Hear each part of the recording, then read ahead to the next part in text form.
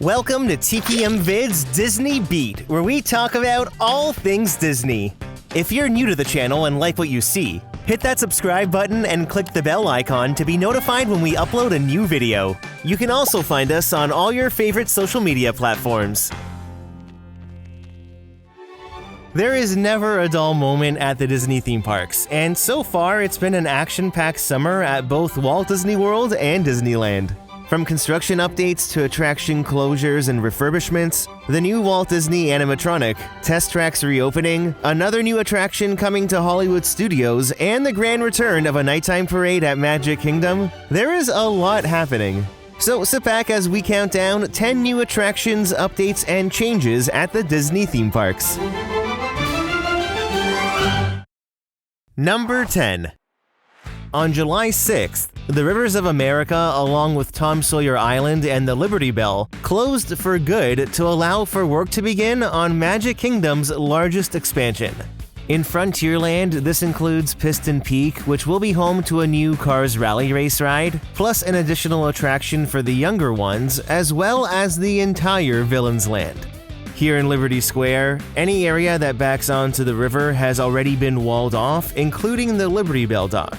The construction wall continues all the way until the boardwalk in Frontierland, but I suspect they'll eventually be added along this pathway as well. Further into Frontierland, the construction walls started back up again by Tiana's Bayou Adventure, and they've added a bunch of billboards to them that fit Frontierland. Clearly, Disney is not wasting any time, so get used to seeing a lot of construction walls in the park because they will be around for many, many years. Over by the boardwalk, you can still get a glimpse of Tom Sawyer Island, which has already seen progress on demolition. They've been tagging a lot of items to be removed or saved and have already gotten a lot done. This is what the theming around Tom's Landing used to look like, and now this is all that remains. It looks like they're saving all the lighting fixtures, which I'm guessing we'll see pop up again in Piston Peak. Or at least I hope they do. Then on the other end, they cut out part of the fence that had Tom and Becky painted on it, and my guess is that this went into the archives since the entire fence wasn't removed. They've also slowly started to drain the river. You can see where the water level used to be on these rocks. Looks like this turtle found a new tanning spot and was definitely taking advantage of a very quiet Rivers of America. It shouldn't be too long before all the water is drained, which is something we've seen before, only this time they won't be filling it back up again with water. Now, since construction crews will need to cross the railroad tracks to demo and move materials in and out of the area, train service at Magic Kingdom has also been modified. The Walt Disney World Railroad is now offering shuttle service between Main Street and Storybook Circus. The Frontierland station, along with the rest of the railroad, will be closed for the foreseeable future. Disney has modified the seats on the train to face both directions since you travel backwards now from Main Street to Storybook Circus. To add a bit more fun to this caboose first journey, Stitch has been invited to be the co-conductor for the trip. Folks, say hello to Experiment 626. Although you might know him as... Stitch! Mr. Conductor, can Stitch drive the train? I can do it! Choo-choo! All aboard! It's actually pretty clever to have Stitch be the one driving the train backwards. He's up to his usual antics, but it does travel a lot slower going backwards than it does going forwards. I'm just glad they didn't close the railroad entirely like they did when they were building Tron, so I guess that's a win. Number 9. In Walt Disney World refurbishment news, there are a couple of big projects to take note of. Here at Magic Kingdom, work on Big Thunder Mountain is making great progress. The last time we checked in, all the new track had been installed and they were beginning their clearance envelope testing. After this process is successfully complete, they can begin installing new effects and scenic elements, but we probably won't see any of that until the ride reopens next year. With the Rivers of America closed and the train not running through Frontierland, it's now very difficult to see the progress, but it was confirmed that the ride will be reopening with enhanced effects. This is believed to be the dynamite scene on the third lift hill, and on the Liberty Bell's last voyage, new lighting effects were seen in that first lift hill. Big Thunder Mountain is set to reopen at an unannounced date in 2026. In Tomorrowland, August 3rd marks the closing date of Buzz Lightyear Space Ranger Spin as it undergoes a multi-month refurbishment. It's no secret that this ride has been feeling a bit tired lately, and the refurbishment will bring some much-needed upgrades. First off, the ride vehicles are getting a complete makeover, along with brand new handheld blasters equipped with a laser effect to help you aim better. We're gonna have so much more control. Plus, new interactive Z-targets are being installed, and at the beginning of the ride, the Astro Accelerator will be replaced by a new animatronic named Buddy. He's an original character who will act as target practice to help your laser blaster aim and give you a quick check before you're off to defeat the evil Emperor Zurg. I am very excited for this ride update, but I really hope they also give some love to that Buzz animatronic. He really needs it. Like Thunder Mountain, Buzz Lightyear Space Ranger Spin is also set to reopen at an unannounced date in 2026.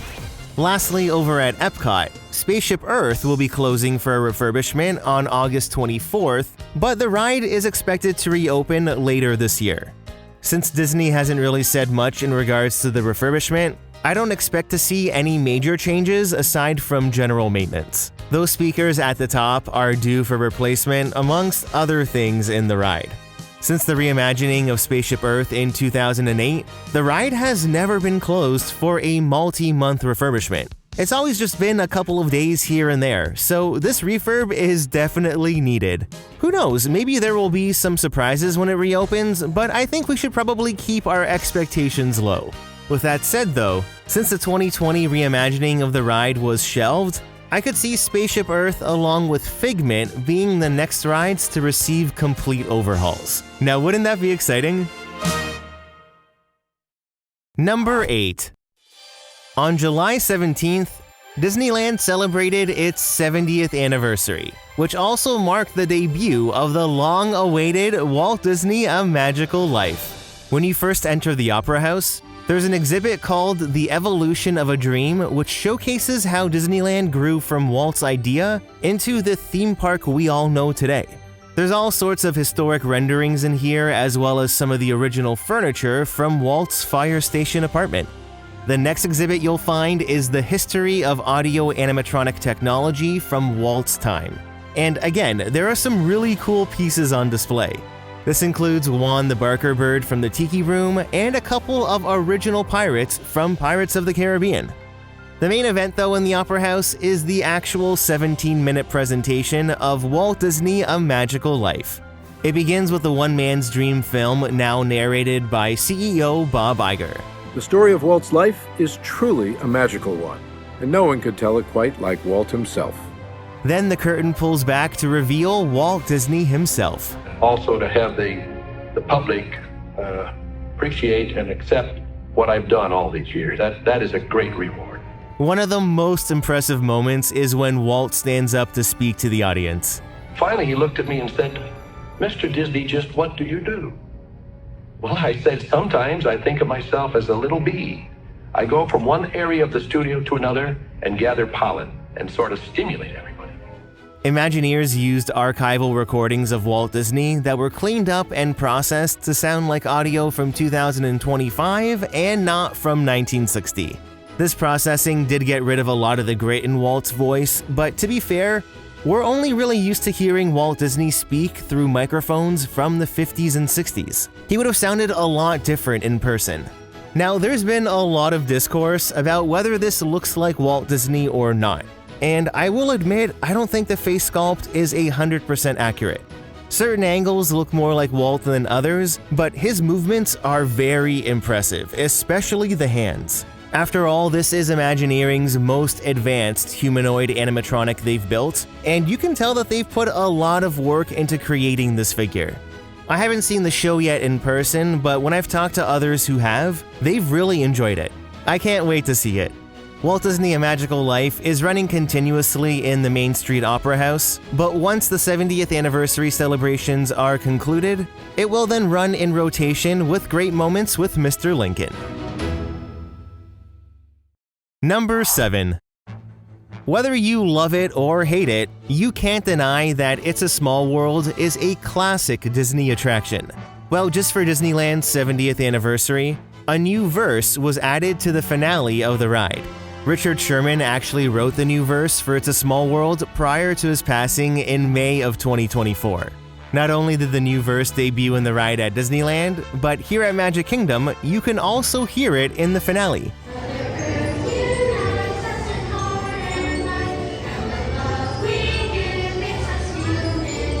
The new verse really fits the whole tone and message of It's a Small World.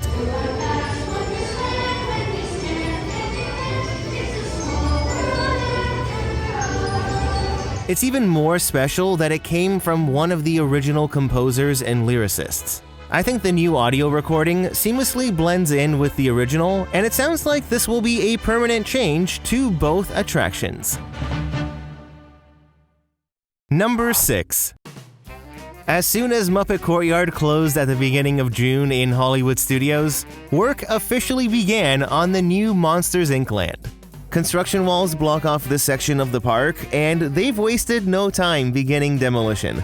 Within the span of just a couple of days, Muppet Courtyard went from looking like this to the Stage 1 company store being completely demolished. The building came down very fast, and in this picture from BioReconstruct on Twitter, you can see that it's only a pile of rubble that remains. With the Stage 1 building gone, it really opens up the courtyard a lot more. Now here on the construction wall, Disney has put up concept art for the new Monsters, Inc. land, and much to our surprise, there were some positive changes. First off, the old Muppet Vision Theater is now called the Glob, which is a pun on the iconic Globe Theater, and this will be home to a brand new theater show. The big change though in the art has the Door Coaster building pushed back quite a bit. This is the original, and then this is the art from the construction wall. An entire new plaza was added to the front of the building, which now looks a lot more like this piece of concept art that was originally shown at D23. Creating the plaza will really open up the space a lot, and it seems like there's some sort of play structure back here as well. Now, the Door Coaster will be the first suspended roller coaster in any Disney theme park, and it's gonna be exactly like the movie. In the station, our train will load on ground level, then just like the film, our door is hoisted up onto the track. Then before we know it, we'll be on this high-speed adventure through the Door Warehouse. At D23, they had this model on display, which does give us a good idea of the layout. It appears to be a pretty large show building, and in a recent aerial shot from BioReconstruct on Twitter, you can see that they've dug out the perimeter of the show building. When you compare it to the land as a whole, you can see just how massive it is. This got me thinking what the distance was from the fence at the back of Muppet Courtyard to the front of the Door Coaster show building. So by using Google Earth, I measured it, and it appears to be about 255 feet, give or take a bit over and under. To put that into perspective, this is approximately the same distance from the top of Grant Avenue up to the entrance into Galaxy's Edge. So that's quite a bit of space. I mean, Monstropolis with the Door Coaster is a true expansion, and I am very excited to track its progress. Number 5. Staying here at Hollywood Studios, get ready to say goodbye to Animation Courtyard as we know it today, because some big changes were just announced. Come 2026, this area is going to be reimagined into the Walt Disney Studios lot in California, and with that comes some brand new experiences. First off, Disney is going back to their roots and will be transforming Star Wars Launch Bay into the magic of Disney animation. Before Launch Bay opened in 2016, this used to be the animation building, and honestly, Launch Bay has overstayed its welcome. The return to honoring Disney animation is a very welcome change.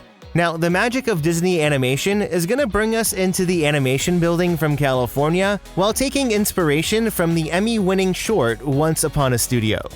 You'll get to tour the building and see the different departments, but since the animators have stepped away, tons of Disney characters bring the building right to life. Interactive portraits will come to life, there's going to be a presentation of a short film, tons of indoor character meet and greets, plus the return of the Animation Academy where we'll be able to draw some of our favorite Disney characters. Then for the little ones, there's going to be an interactive play area called Drawn to Wonderland. It'll be themed after Alice in Wonderland and will be filled with an oversized flower garden with musical instruments, a Mad Tea Party playset, and a Tugly Wood exploration area. In the attraction poster, Mushu and Stitch are prominently featured characters, and this is no coincidence. Their respected movies were the two animated films that were completely animated here in Florida. That's right, Mulan and Lilo and Stitch were fully animated here at the animation studios at what used to be Disney MGM Studios. In addition to the changes inside the animation building, we can also expect a brand new Disney Junior show to debut in the soundstage. My guess is that it's going to be the new Mickey Mouse Clubhouse show that just debuted in California, but there is no official confirmation of this just yet. I mean, compared to the concrete jungle that's here today, the new reimagining of the courtyard looks great. I love that they're going back to the old tan, maroon, and teal color scheme for the soundstages. All of the trees and landscaping really softens the area, but the biggest change is the removal of the old MGM Studios arch. It's been replaced by the same entrance you'd find at the Walt Disney Studios in Burbank. Although it's sad to lose a piece of park history like this, it's gonna really open up the space to Hollywood Boulevard, and the Sorcerer Hat on the animation building will act as the weenie. This'll just draw more people into the land. I mean, who knew we'd be getting a Sorcerer Hat back at Hollywood Studios? Now mark your calendars for September 24th because that will be the very last day to experience Star Wars Launch Bay and Disney Junior. Just note that during construction, The Little Mermaid: A Musical Adventure will remain open, and if you haven't seen the show yet, you need to see it. It's a fantastic production.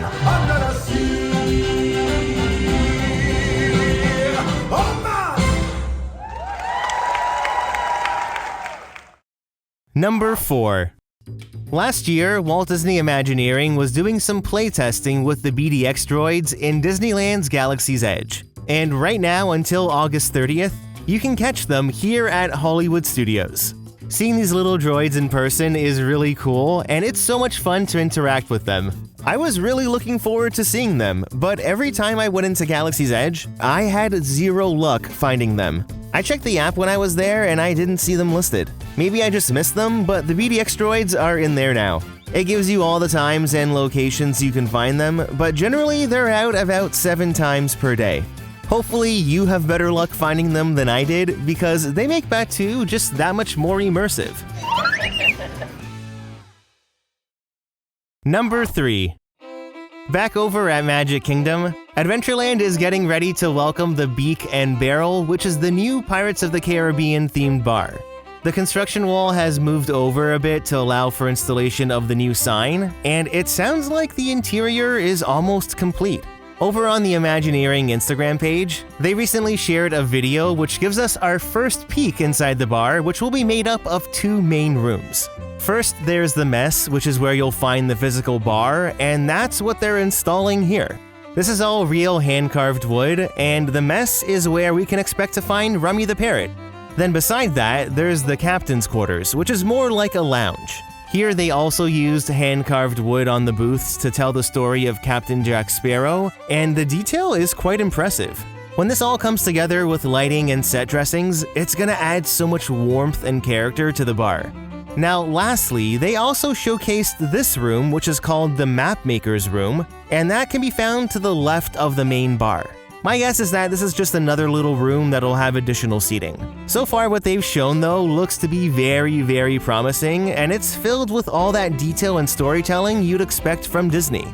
There will also be interactive elements throughout the entire bar, and this will include some storytelling, sing-alongs, and other surprises. The Beak and Barrel will be open to guests of all ages and will serve a mix of small bites, non-alcoholic drinks, and cocktails for guests over 21. It has been confirmed that this will be reservation only, and like Oga's Cantina, it will have a dining time of 45 minutes. The Beak and Barrel is set to open in late 2025, but something tells me we'll be seeing this open just after summer ends. I don't know, it's just my hunch, but we gotta keep our eyes peeled for an opening date. Number 2. On July 20th, the long-awaited Disney Starlight made its official debut at Magic Kingdom.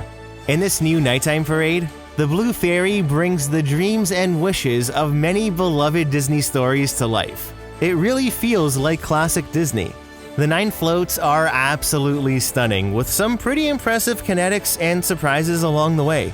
Highlights for me would have to be the Coco float, Peter Pan, and then Whimsy the Train. It's a quintessential finale moment with a great mix of Disney characters and an awesome part of the soundtrack. And speaking of the soundtrack as a whole, I thought it was a really nice blend of the old and new. There's parts with that lush orchestral sound that's synonymous with Disney, and then there's more electronic sounds which call back to the Main Street Electrical Parade. The main theme song was stuck in my head for days. It was very, very catchy.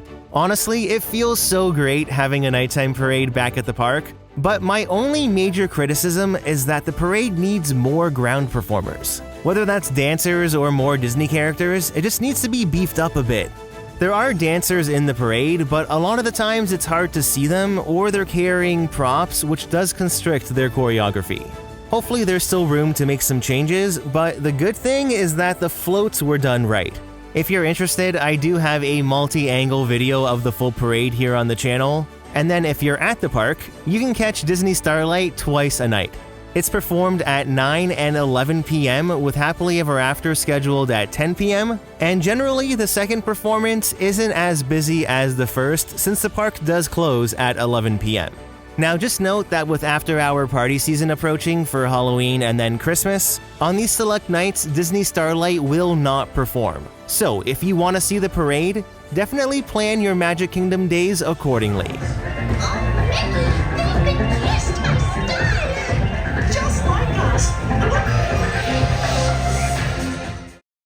Number 1.